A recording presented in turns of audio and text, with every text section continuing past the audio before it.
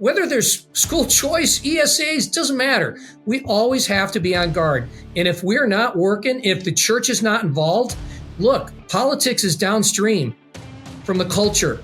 The culture is downstream from a vibrant church that's in a state of revival. And if the church does not wake up, preach the whole counsel of Scripture, then it doesn't matter what he and I do.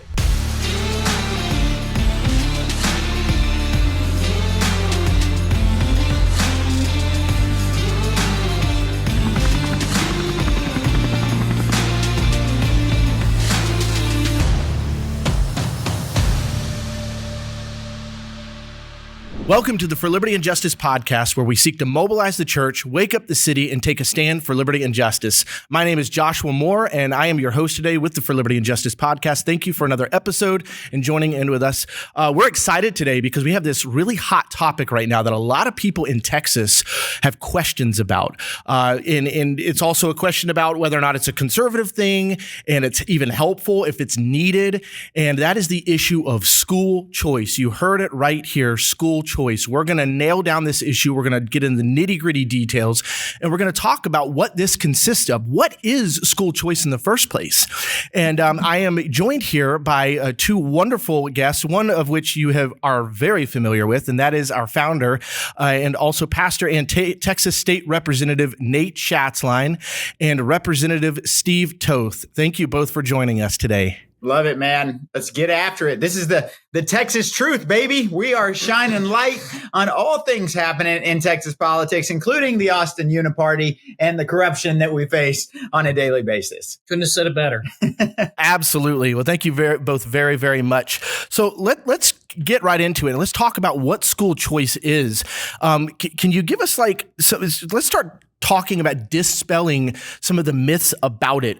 And one of those things, the first thing is really, there's a lot of, quote, Christian conservatives that are coming out a lot and saying that school choice is not conservative and it's not necessarily Christian, it's not fiscally responsible, so on and so forth. Can we just talk a little bit about those sorts of things and what is school choice and some of its benefits? Let's start off with that. Yeah, I'll start and then I'll kick it to Steve. So here's the reality. Right now, we have an absolute travesty happening in the state of Texas as it relates to public education and educational outcomes.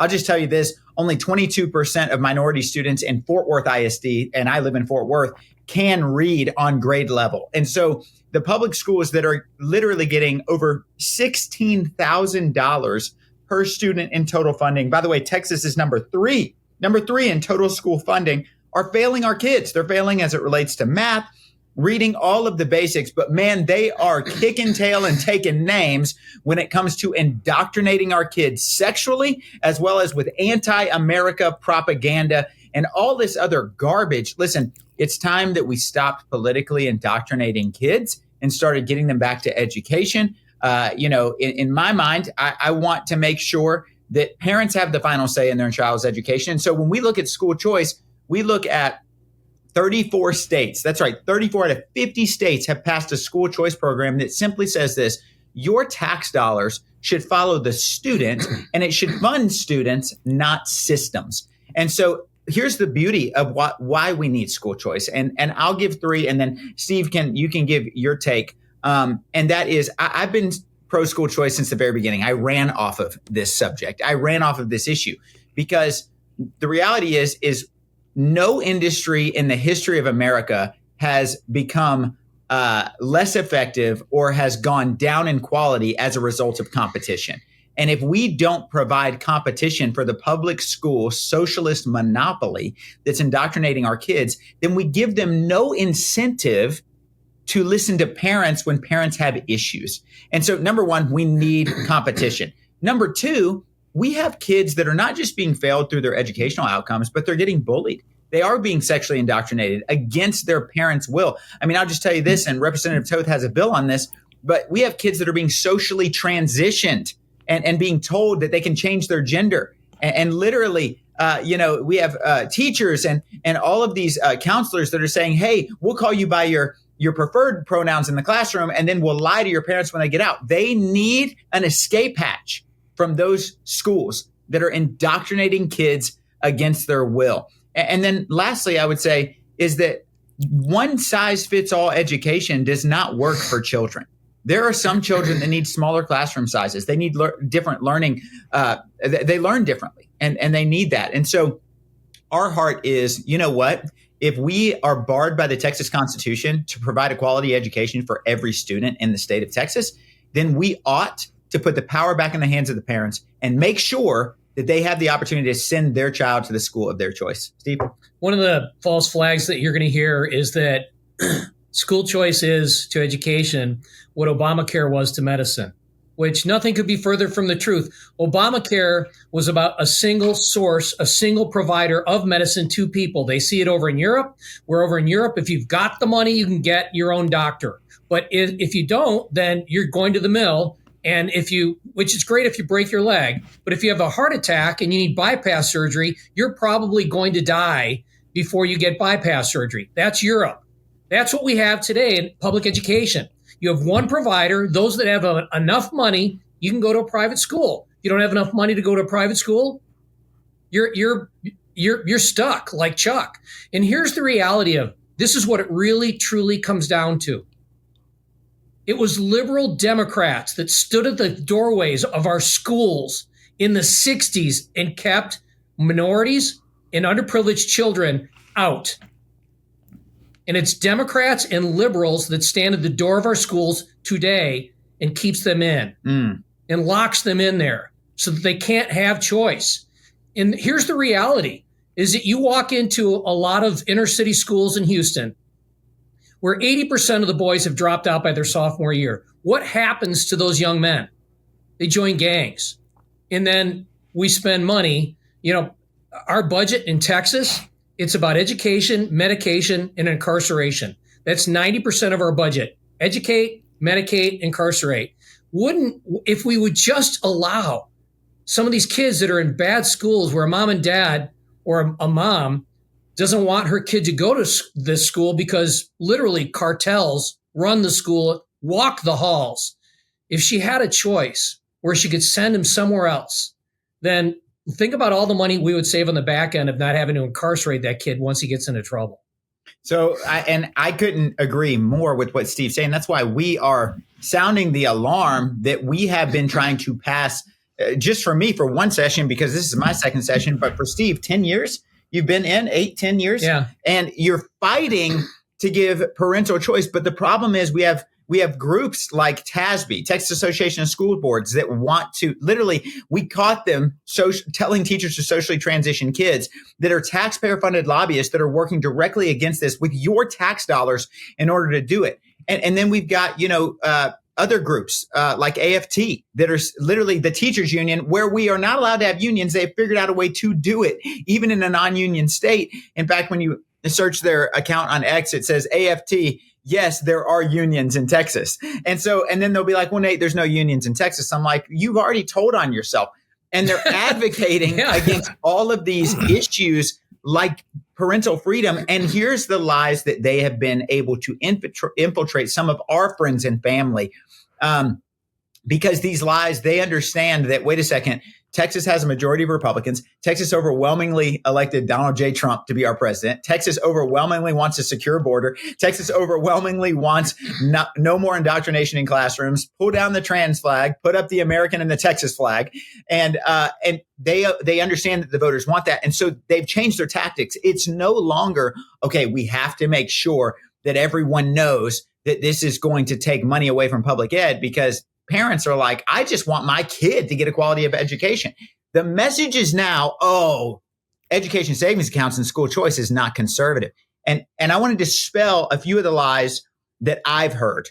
The first lie that I want to dispel is that this is a socialist system. Nothing could be more further from the truth. Steve did a great job talking about the Obamacare lie. Well, this is the same one. I had a very good friend who is a conservative say, Nate, this is creating more government. This is creating a new government entity. And isn't that socialism that we take a group or we take a program and we make it a part of the government? Nothing could be further from the truth. This is actually attacking a current socialist system. So here's the reality. And I alluded to this earlier. The Texas Constitution says that we must provide quality education to every student. So, sadly, our Constitution solidifies a socialist ideal, and you have to have 100 votes to change that Constitution, called a constitutional amendment, of which would then go to a vote of the people. I'm going to tell you right now, we don't have 100 Republicans, and out of the 88 Republicans we don't have 88 Republicans. We have some people that claim to be a Republican and are not a Republican. So changing the Constitution is not even in the conversation. So it's a waste of our time. So we cannot fix the fact that we have a current socialist system. But what we can do is we can provide actual competition to the socialist system, which moves us further away from a socialist system. Now, when he says, isn't this creating a socialist system? I think what he's alluding to is, well, Nate, I'm concerned for government strings. I'm concerned for testing requirements on a private school. I'm concerned that they're going to have to take the STAR test, which we know is a failed testing system. I'm concerned that they're going to change the curriculum to where you can't say God or Jesus or have a time of faith or prayer inside of these private schools. I'm concerned, Nate, that they're going to change the hiring and firing practices. And now we're going to have to hire transsexual people to be teachers in private Christian schools. Nothing could be further from the truth. Not only does the bill that's before us in the Texas House actually bar against private schools having to take the STAR test. Not only does it protect religious liberty, not only does it say that we can't affect, as the government, the curriculum standards, and we can't affect hiring and firing practices or behavioral standards as we see these things blowing up all over the country. Not only does it say that, but also we have to understand the data behind other states that have passed this. 34 states that I alluded to earlier have passed school choice. Out of the 34 states, only one state has implemented increased regulation on homeschool and private school, and that's the state of Maine. And the only reason the state of Maine did that is because they are a far leftist legislative body, and it had nothing to do with ESAs. I told this, and I'll let Steve respond to some of these claims, but I told this to a conservative that walked into my office that was concerned. They said, Nate, I'm concerned that if you pass ESAs, while it might give education freedom for a lot of kids that need it, I'm concerned that it's going to take away our freedom in the future. And I said, I have good news and I have bad news. And I said, the good news is under this bill, HB 3, I said, this classifies a new category of public education recipient, which is an ESA recipient.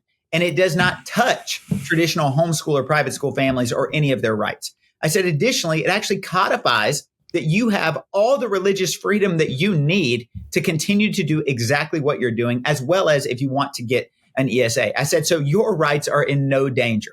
That's the good news.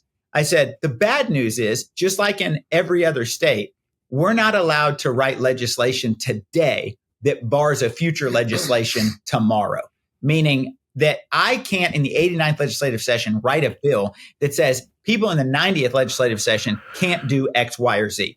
So I said, the bad news is it doesn't matter what we pass today. The next legislative session, if I don't get reelected, if Steve doesn't get reelected, if Patriots don't get reelected, every right we have can be immediately taken away. I said, so the bad news is you've got to fight day in and day out for your rights. But here's another piece of, I wouldn't say good or bad news, just the truth.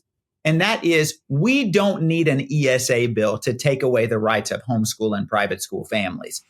And so if we don't need it in order for rights to be taken away, then the inclusion of it is not going to take those rights away. So out of the 34 states, only one state has implemented more regulation on homeschool and private school families. And it wasn't as a result of the ESA bill. It was just in the same state.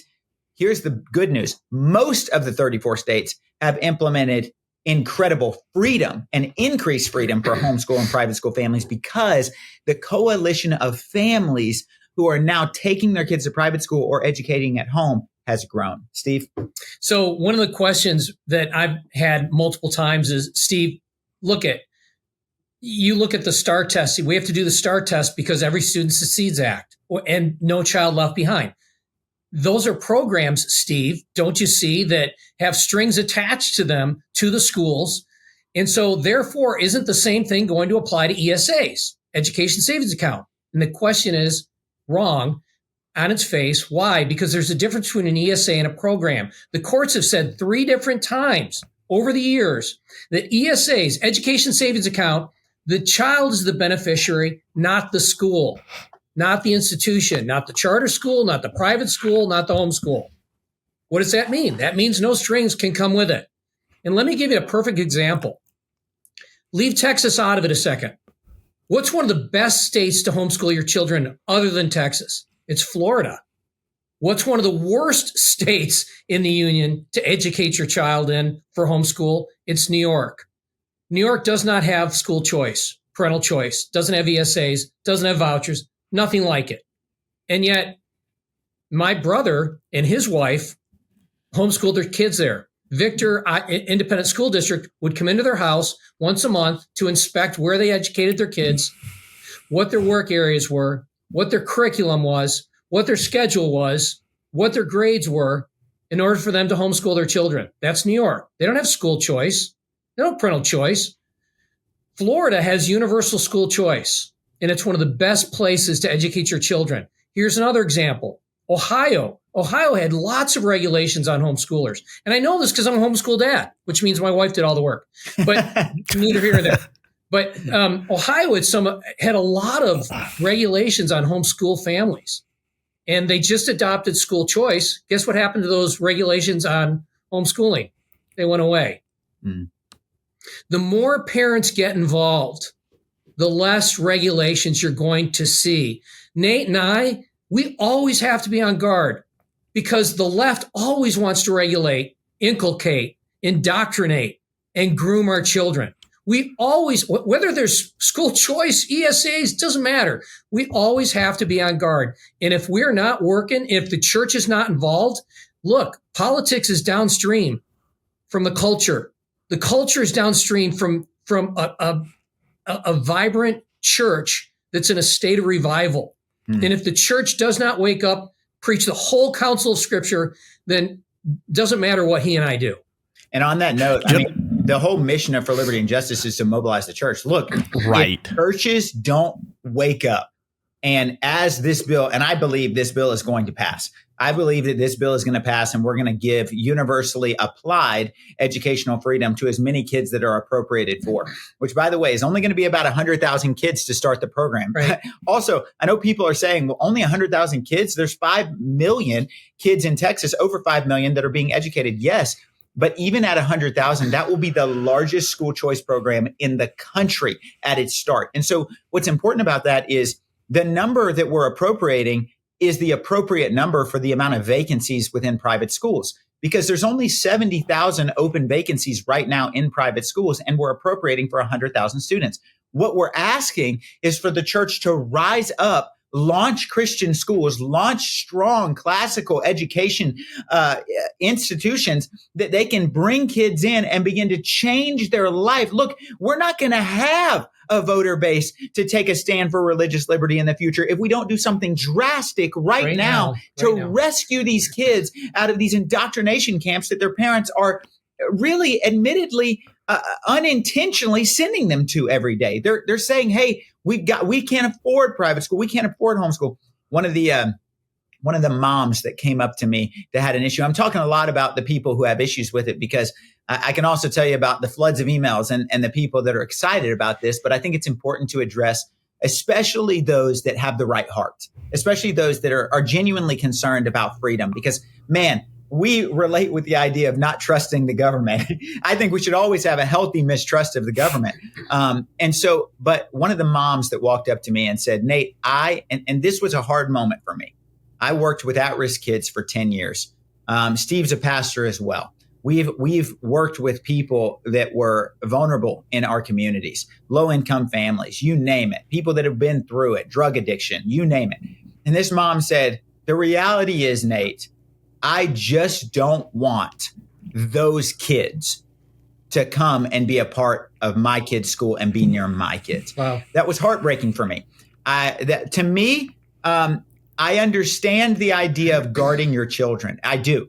I also understand, first off, let me put your mind at ease. No private school is forced to change their behavioral standards. And if a student can't behave or chooses violence or chooses to bully other kids, then they shouldn't be admitted into that private school, and they can be kicked out of that school and lose their ESA and go back to the public education system. But that aside, the idea that we should willfully deny at-risk children from a quality education that could save their future, save their life, save them from being incarcerated in the future because of their income status, that's deplorable to me. That's disgusting to me.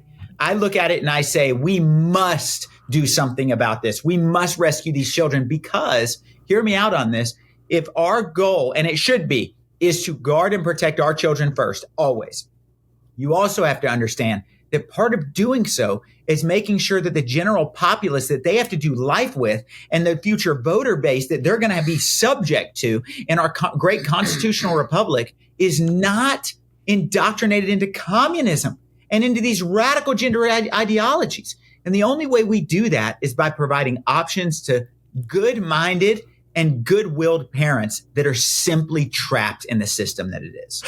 And, gentlemen, thank you for that information. That's very, very good. And I know that it seems like a lot of information for people when they're listening, but this is necessary because we're talking about a national issue that has a lot of different approaches to it depending on what state you're in. And since Texas, being one of the largest states in the country and one of the largest economies in the country and in the world, it matters a lot to people. And so I think you're also bringing up a good point here, because one of the biggest things that people talk about when they're trying to combat the issue of school choice is saying that, well, we already have school choice. You could tell your kid can go to private school. In which case, of course, the approach is, well, no, they can't because they're being double dipped on. You have to pay your property taxes. No, if you own property or you're renting or whatever, if you live and you exist in a home and you're paying for that home or that apartment, you're paying property tax, either directly or indirectly. Therefore, now you've got to take extra money out of your income to go send them to a private school. So there's really no school choice there. But Nate and Steve, you both brought up a really good point, and that is the fact that our children are being taught bad things. Just the bottom line: abortion, transgenderism, homosexuality. I mean, they're being taught the antithesis of America, the foundation of American liberty. And it's why a lot of the founding fathers supported, like Benjamin Rush, supported teaching the Bible in school. Representative Toth, you brought up a really good point, saying rather than spending money on incarcerations and all these awful things that are in some cases necessary, right?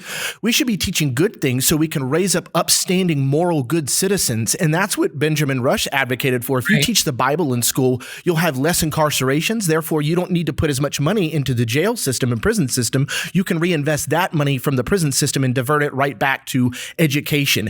And the problem is now, a lot of, especially in Texas, a lot of these communities are that being school choice and involved in the whole education system.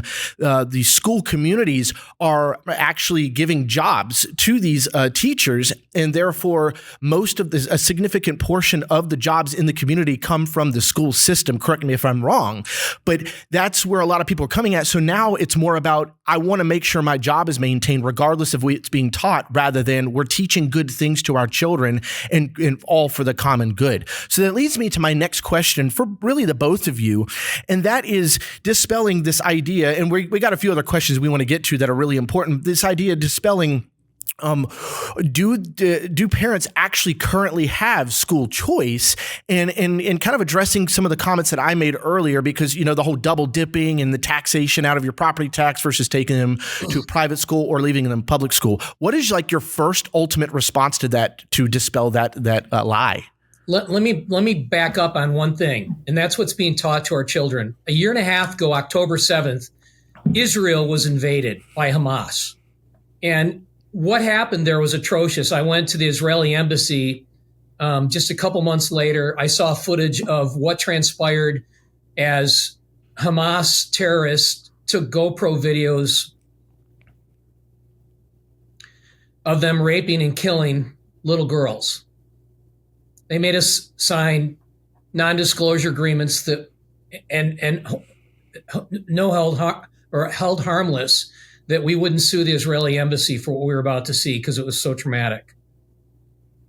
Most people get what happened to Israel on October 7th.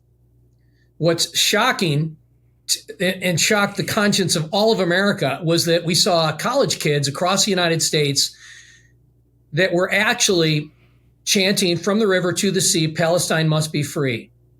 We saw Jewish students in universities across the United States live in fear of their lives as they were being threatened. And people are like, where did this come from? Well, this is critical race theory and DEI that's been taught in our schools for the better part of 20 years. If you're a white European Judeo-Christian, you are a person of privilege. And in fact, they're being taught that slavery did not exist prior to white European Christians bringing it on the scene in the 17th century, which is complete rubbish. Slavery has existed. The oppression of man has existed since the fall of man. This is part of the sinful condition that we live in our world. And it was the truth, the real and unvarnished truth is that it took the gospel of Jesus Christ in William Wilberforce, as well as pulpits in the northern part of the United States that rung with "It's for freedom that Christ set us free" out of Galatians, that eliminated slavery in not only in the United States, but in Great Britain, and it started it across the world. But that's not being taught to our children today. What's being taught to them is a complete and total lie. And we've got to set our kids free from that. And so that's such a good point. Nate. To take that on, he just talked about the extreme version of this. We look at the UK, who just outlawed the teachings of the Christian faith in public schools, ages 9 through 16, I believe it was, and said that now every school must implement the teachings of Islam. And so you're talking about there is this also radical anti-God Islamic agenda that we know Islam is a cult. We know that they are a death cult. We know that within their within their scripture, in the Quran, it gives permission to rape children, to rape women, to murder Christians, to lie if it is going to glorify the greater mission of ridding the earth of those that are combatants to their faith. Look, this is an evil, demented religion. And now we are allowing this to become mainstream in the United States of America. I never thought I'd see the day where intellectuals or children and young adults on college campuses were celebrating the massacre of people in the land of Israel. And so to his point, when we talk about the questions that you have, we're dealing with an agenda that's greater than what we've ever seen. We have to give choice. We must go forward and we must make sure that these parents do not feel trapped and they lose their kids. Look, the Bible is very clear. Train up a child in the way that he should go, and he or she will not depart from it. Well, the problem is we're abdicating our role as the parents by sending them to an institution that's teaching them directly against our values. And many of the families are absolutely trapped. And so when people say, to go back to your question, well, do we have school choice already? I would say yes. If you are a wealthy American, you do. But the problem is the income level is not determined by the work ethic of the child. And so as that's exactly right. Capitalist society, we have to understand that we also must take care of the children that are trapped in a home where that income level is not where it could be. And the result of low income in America with record high Biden inflation, with our economy that was wrecked by the Democrat Party, should not result in more socialist propaganda being infiltrated into the minds of our youth. And so the only way we do that is to look at a mom or dad and say, hey, look, you got to go out and work. You've got to get a job. You've got to go and develop. We're not going to give you free health care because we're not constitutionally obligated to do that. We're not going to give you a free house because we're not constitutionally obligated to do that. And that's not the role of government. All we're going to do is to make sure we protect your liberties. And one of those liberties is ensuring that you have the power to not allow your child to be indoctrinated sexually or with anti-America propaganda. And so that's what we're defending. So when you say, and Josh, I'm not mad at you when I say this, but when people say, we already have school choice, it's offensive to me. It's offensive because what they're saying is I have school choice and I'm not concerned with the fact that the majority of Texans do not have school choice. And they're going to say on top of that, they're going to say, well, what you're doing is you're giving school choice and you're giving all of our tax dollars to illegal aliens. The House bill specifically says if you are not here legally, you don't get the money. I mean, it says it right in the bill, yet they continue to spread this misinformation. Can I say misinformation? Well, and that's important, and that's why it's important for the average citizen to read a bill in the first place. But to the point of the education system, they don't teach students how to do that. They just say, accept what we're telling you. Don't go home and talk to mom and dad about it because we don't want to run the risk of them actually telling you the truth. You know, and this isn't necessarily an indictment on every single teacher and principal and school system, but it is an indictment in general. It's a problem, and that's why we're trying to address it. But I want to ask you also a question. So you both have sort of explained and illustrated the reasons why we need school choice. Let's talk about HB3. Can you, either one of you or both of you, explain from your own perspective, what does HB3 seek to do? Yeah, I'll share. So regardless of what you're going to see in the media, HB3 is not a voucher bill. We don't actually have vouchers in this bill. It has nothing to do with the voucher. Vouchers are separate. This is to create an education savings account.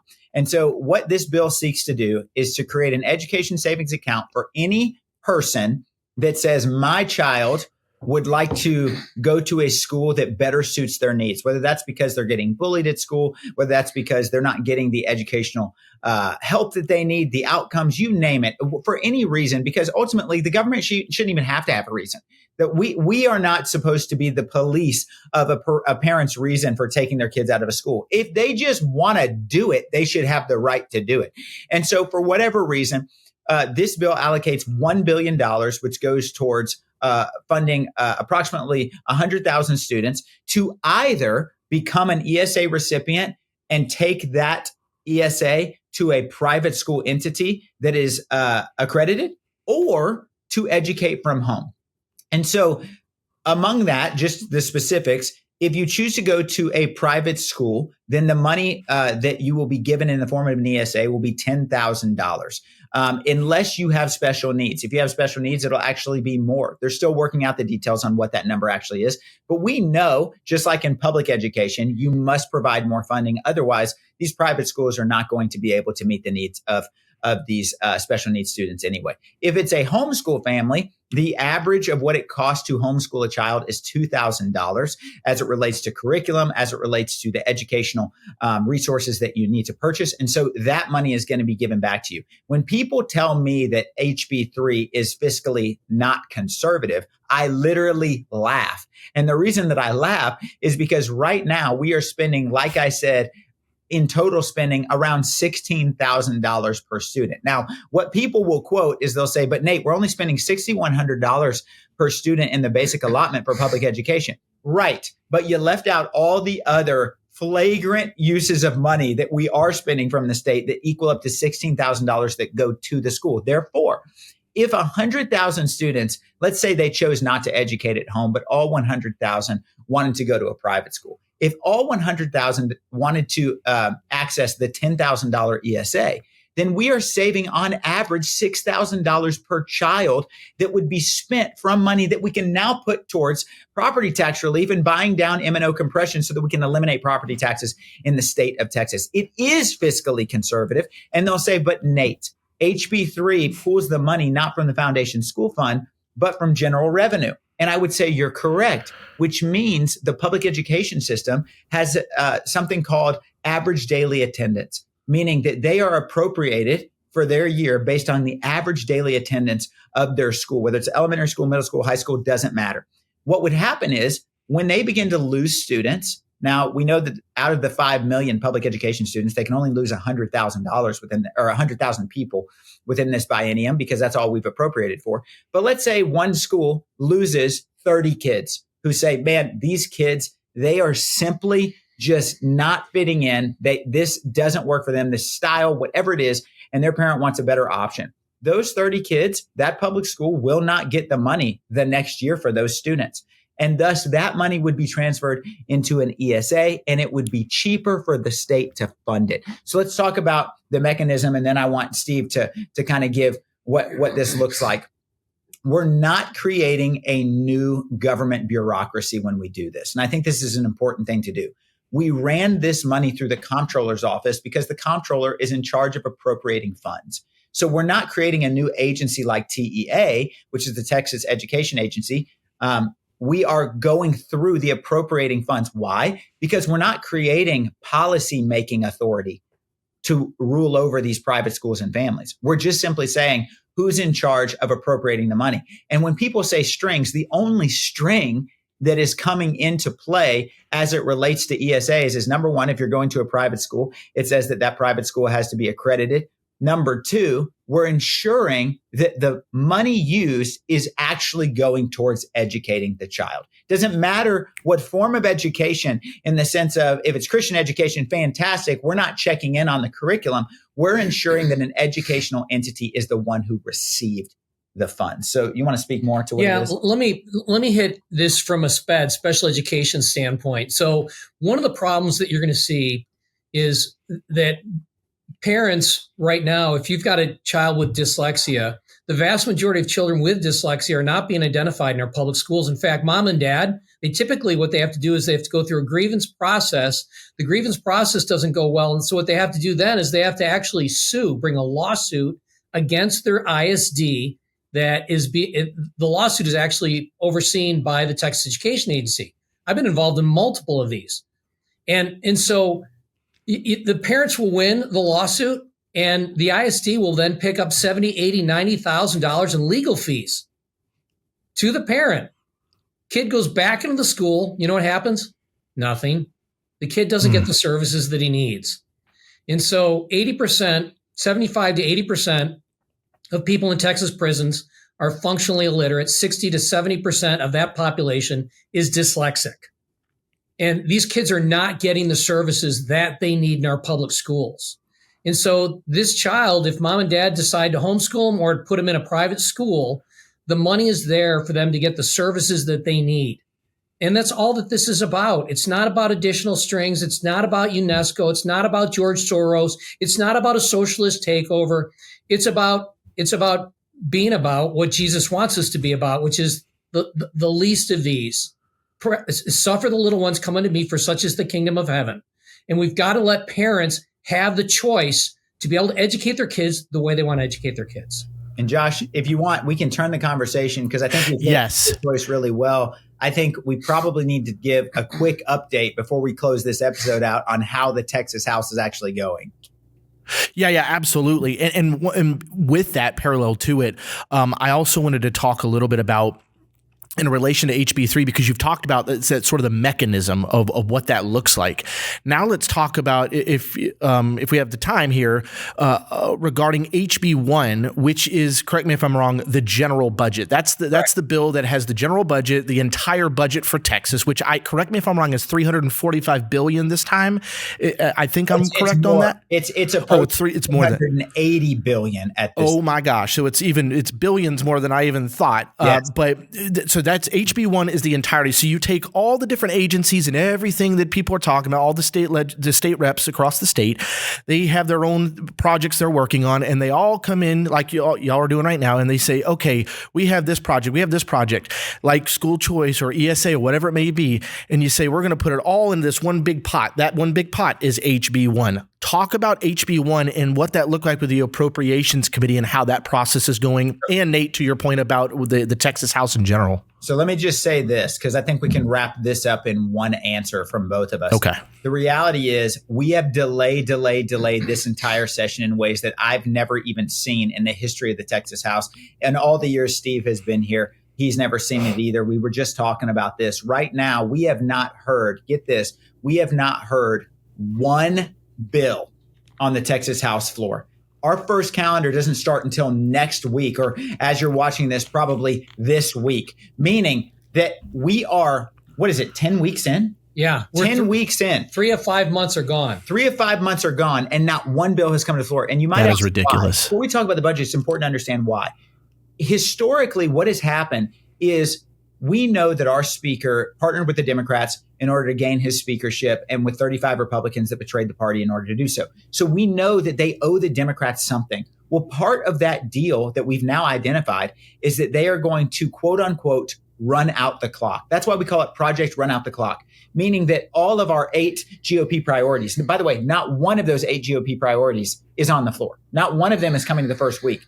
And so right here, right now, we are looking at and by the way, the first bill that comes to the floor is from a Democrat. That's right. In the 88 Republican-led House of Representatives in the state of Texas, a Democrat bill is the first to be heard this coming Tuesday. Why is that important? Because we have set the record for most days without letting a bill. Meanwhile, the more conservative Texas Senate is passed, I think at this point, over 40 priority bills.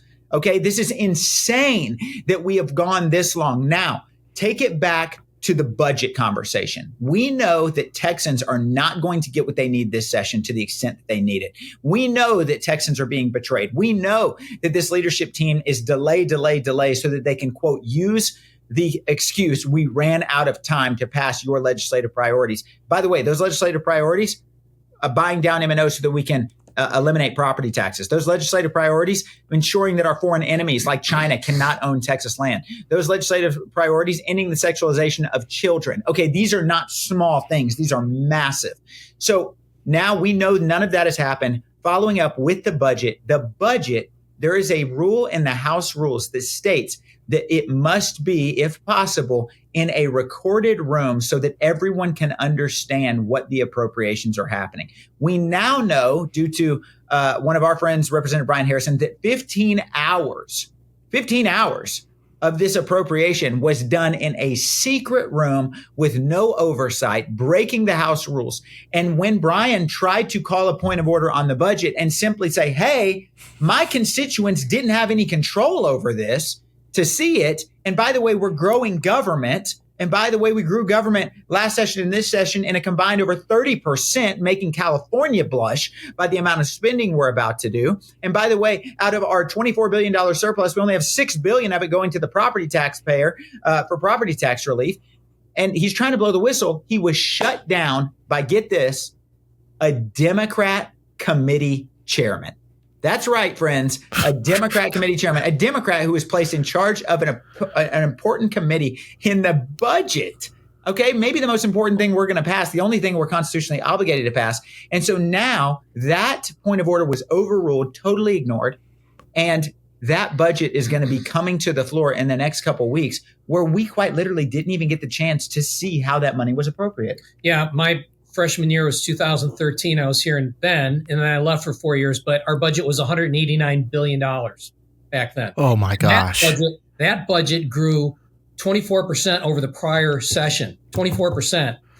Stephen Miller wrote an article about that budget and said Texas owes California an apology. And it was a joke. And yet you look at how massive, as bad as that was, how massive this one is. And none of it is really going after the real priorities of the GOP. And let me interject this real quick because I think this is important. Nate, you were talking about a Democratic chair or a Democrat chairman. This is in a Republican-controlled legislature. Is that correct? Really? It sure doesn't feel like it, Josh. It definitely doesn't feel like it. Here's the thing. Our speaker at the beginning of session, and I think we explained this on a previous episode, he orchestrated what we call the Democrat Empowerment Act of 2025, where he claimed to have banned Dem chairs. But in doing so, he actually created new powers for vice chairmanship, codified into the House rules that only Democrats could be vice chairman, gave them equal power to the chair, and then raised their salaries for their office staff and lowered the Republican salaries for their office staff. And in the process of doing that, he put not just 8 Democrat chairs inside, but over 30 Democrat chairs this session who now help appropriate and manage the priorities of the Texas House. It really is a travesty. Well, we have a few minutes left here, gentlemen. I just want to get some last thoughts. Is there anything on your mind that viewers should know regarding school choice and or anything in the House in general that's going on related to that they need to know? My encouragement, push is coming to shove here. We're three months in. We only have 2 months left. The window to get anything done typically is about this big. To move legislation, now it's this big. And there are going to be a lot of bills that are going to die. And both of us really need wisdom before the Lord on how to proceed in the closing days. because it's going to get really tough. And so we need your prayers that God would give us wisdom and favor on how to handle what we're going to go through. And I'll end it with this. I think what Steve and I really truly believe is that our job is to be public servants, not people who fight to have our name on certain things. And, the currency of this building is credit. Who can take the most credit for things? And I think what Steve and I are really focused on for the rest of this session is saying, hey, we don't have to get the credit. We just want to see righteousness prevail in government in Texas. And so if that has to come at a cost, just know we're fighting for it. That means that if we have to take our name off of a bill in order for it to pass, we'll do it. But we're going to keep fighting for the truth and standing for the truth. And it's important that people know that there is a remnant of men and women of God who are willing to take a stand. I think of people like Shelley Luther, people like Andy Hopper, people like Brent Money, people like Tony Tinderholt that are surrounding us. I go on and on, by the way, those aren't the only ones. David Lowe, you name it, that are simply just saying, hey, I'm with you. I'm standing. We're not alone. There were 4 of us last session. There's many more this session. We are fighting. We need your prayers. And we're going to keep fighting for liberty and justice. Well, gentlemen, thank you so much. We all know you're both very busy with the legislator down in Austin, and we really appreciate the fight you're both putting in. And it's a lot of work. I know as a former legislator in New Hampshire that there's a lot of work going into that, and your fight is admirable, and we appreciate your time so much. So thank you very much. We hope you enjoyed this episode. We hope some questions were answered for the viewers regarding school choice. So stay tuned until next time with our next episode at For Liberty and Justice. Hey, thanks so much for watching the For Liberty and Justice podcast, where we seek to mobilize the church, wake up the city, and take a stand for liberty and justice in the governmental realm. Hey, look, we'd love for you to follow us on all of our social media at For Liberty and Justice. Subscribe to the podcast, share it with a friend. And if you're looking to get involved, we'd love for you to either launch a chapter or join a chapter in your local area so we can keep fighting for liberty and justice together. You can do that by going to forlibertyandjustice.us and signing up today. Let's keep fighting to mobilize the church, wake up the city, and take a stand for liberty and justice together.